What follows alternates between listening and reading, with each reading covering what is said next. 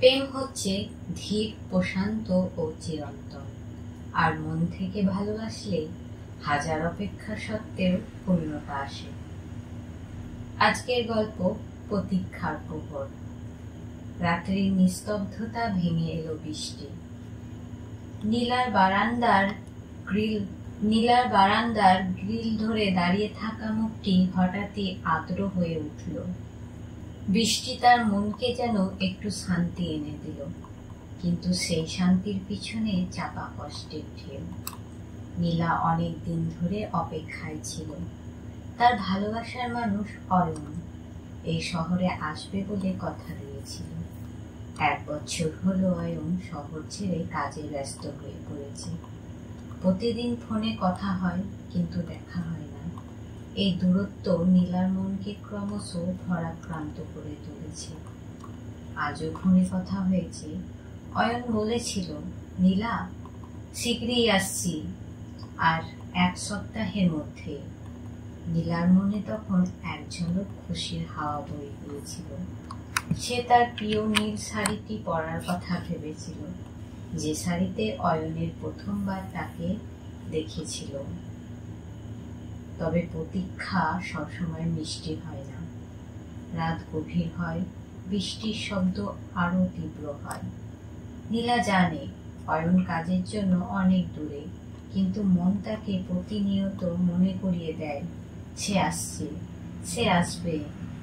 অয়নের সাথে নীলার প্রথম পরিচয় হয়েছিল একটি বইয়ের দোকানে। দুজনেরই প্রিয় ছিল রবীন্দ্রনাথের কবিতা।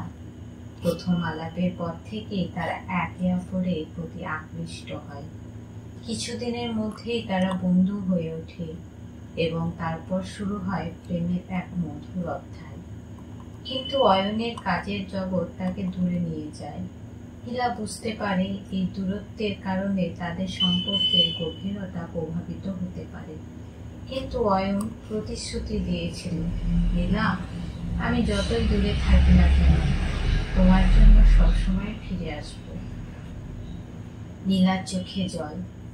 বৃষ্টির সাথে যেন তার হৃদয় ভিজে গেছে, কিন্তু সেই জলে কোনো হতাশা নেই, নেই কোনো বিরক্তি, বরং প্রতীক্ষার সেই মধুর অনুভূতি, যা তাকে অয়নের কাছে নিয়ে যায় প্রতিবার। রাত বাড়ছে, বৃষ্টি থেমে গেছে। নীলা বারান্দা থেকে ঘরে ফিরে এলো।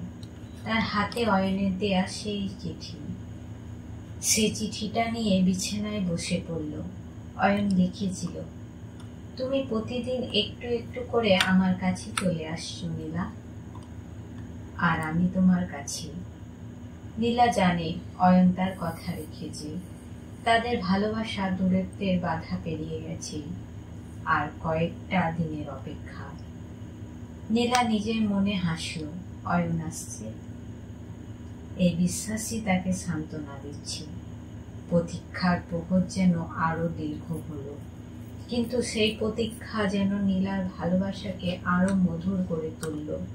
এই প্রতীক্ষার মধ্যে নীলা বুঝতে পারল, সত্যিকারের প্রেম সবসময় অপেক্ষার পরিপূর্ণতা নিয়ে আসে। বাইরে আবারও বৃষ্টি শুরু হয়েছে। নীলা জানালার দিকে তাকিয়ে মনে মনে বলল, শীঘ্রই দেখা হবে অয়ন, আমি অপেক্ষায় আছি।